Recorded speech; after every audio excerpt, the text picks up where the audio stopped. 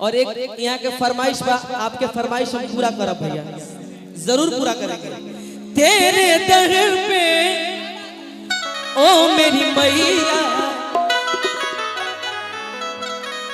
भोजपुरी में जहाँ तक भोजपुरी सुनल जाले हम डंका के छोट पे कहिला, ऐसे बहुत लोग के चुभिला, उससे हमारा कोनो फर्क पड़े वाला बात। ऐसे कि हमारा प्रोग्राम करत 20 साल हो गए, ओ घड़ी से हमने के कलाकार ओइसन जिला से, जैसे छपरा जिला बा ओइसे हमने के बक्सर जिला बा, आरा जिला बा, ई लयदार जिला हो, एमे कहे के ना पड़ेला, जब अच्छा लगेला तो अपने आप हो जाला।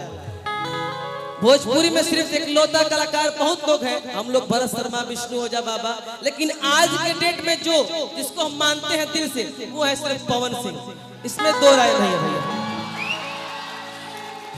देखिए रवा यूट्यूब पर चढ़ा दे आ लिख दे, हम एहू तरह मुंह साइड के कहत रही लगी, नो डाउट जो गा देंगे वो सबके बस की बात नहीं है, इसलिए कि हम कलाकार हैं, हम स्टूडियो में जाइला तो हम कैसे गाइला हमारा मालूम बा, हमने को जौन चीज गा देले पहले जाई, आप सबके आशीर्वाद है। No doubt Pawan Singh is the best Bhojpuri singer.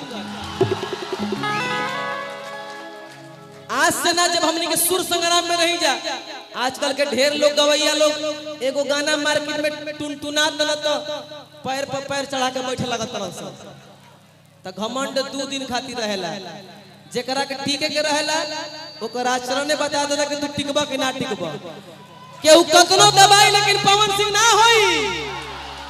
तेरे दर पे ओ मेरी मैया, अब पवन सिंह के बात बोलते तो थपरी ना बाजी तो मिजाजे नु हलुक होई, उनकरो के बेइज्जत कबल का आ यूट्यूब पर चढ़ी तो कम से कम कल से कहाई बिसलवा उनके बारे में कुछ बोलला आना, तो बहुत लोग उनको गाने आता है, जातिवाद दादा हो गया भोजपुरी संगीत में के कहे के नहीं के, दोनों हाथ पवन सिंह के नाम पे उठा दीजिए, दोनों हाथ और सब कोई थपड़ी बजा के बोलेंगे कि तेरे दर पे ओ मेरी मैया, तेरे दीवाने आए हैं, तेरे दर पे ओ मेरी मैया, तेरे दीवाने आए हैं, तेरे दर पे ओ मेरी मैया, तेरे दीवाने आए हैं, तेरे दर पे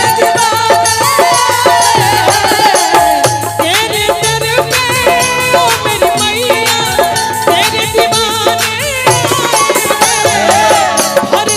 तेरे दीवाने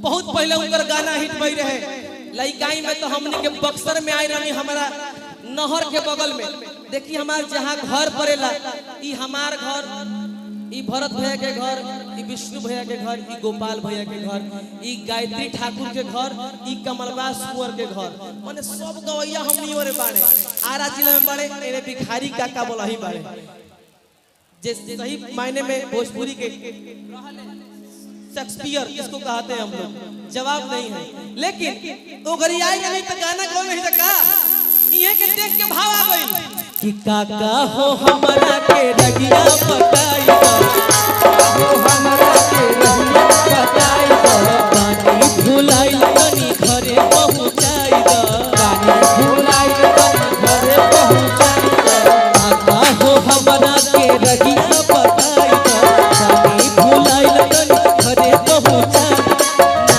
जानी गौआ के ना काली माई बाड़ी हमरा का, काली माई बाड़ी हमरा का,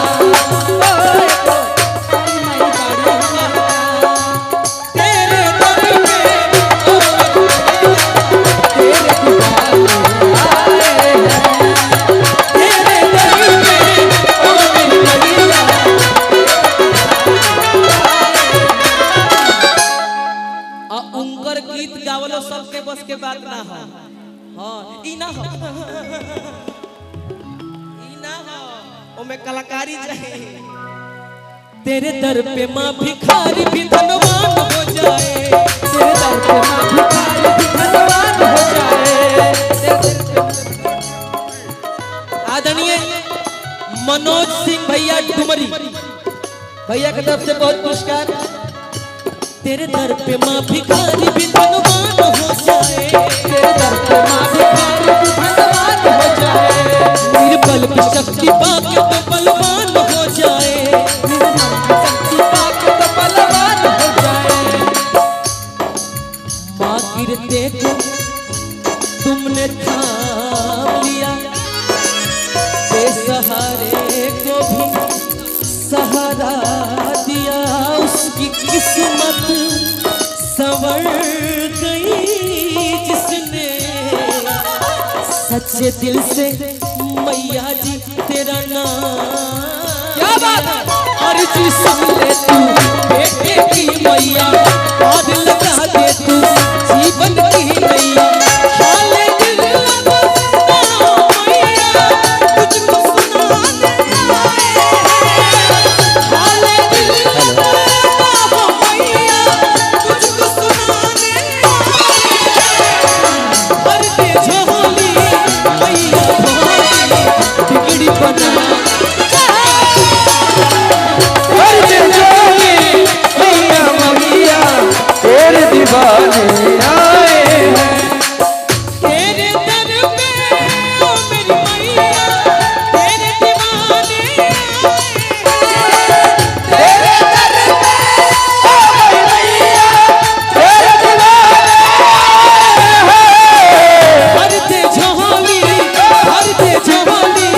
मैया भोली। जब तक भजन होता तब तक तो थपड़ी जरूर बजवाई। दोनों हाथ फिर से उठाइए, दोनों हाथ उठाइए फिर से एकदम।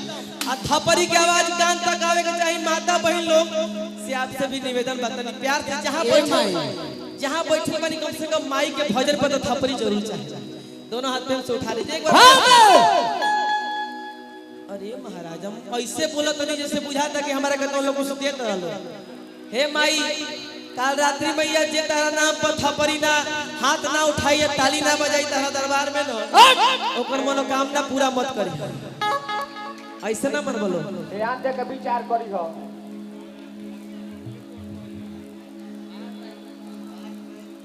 दोनों हाथ पे उठा लीजिए भैया।